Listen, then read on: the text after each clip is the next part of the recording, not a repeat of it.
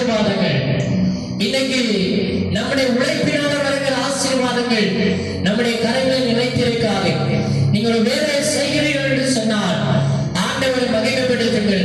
அது உங்கள் உழைப்பின் நிமித்தமாய் வந்தது அல்ல, கர்த்தர் கொடுத்த பலத்தினாலே நீங்கள் உழைத்துக் கொண்டிருக்கிறீர்கள். அல்லேலூயா, அல்லேலூயா.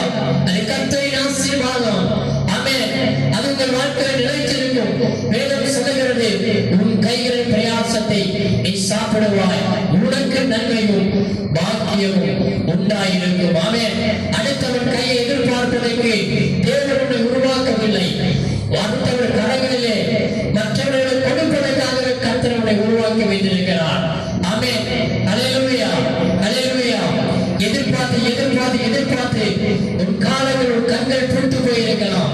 தேவ சமூகத்தில் முழந்தாம்படியிட்டு ஆண்டவருடைய ஆசீர்வாதத்தை எதிர்பார்த்துக் கொண்டிருப்பாயானால் உன் வாழ்க்கையில கர்த்தர் உனக்கானதை கர்த்தர் கரங்களை ஏற்ற காலத்தில் கொண்டு வந்து தருவார். ஆமென்.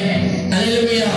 பலருக்கு ஆசீர்வாதங்களை கர்த்தர் உங்களை மாற்றுவதற்கு அவர் சர்வ வல்லமை உள்ள தேவன்.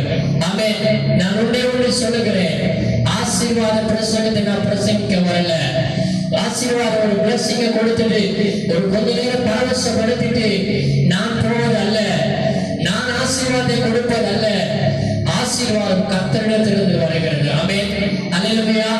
தேவனுடைய வாயிலிருந்து புறப்படுகிற ஒவ்வொரு வார்த்தையுமே அது ஆசீர்வாதமான வார்த்தை தான். அதை நீங்க எந்த நேரத்தில் எப்படி அதை ஏற்றுக்கொள்கிறீர்களோ அது உங்கள் வாழ்க்கையிலே அதுவாய் மாறும். அல்லேலூயா, அல்லேலூயா, அல்லேலூயா, அல்லேலூயா.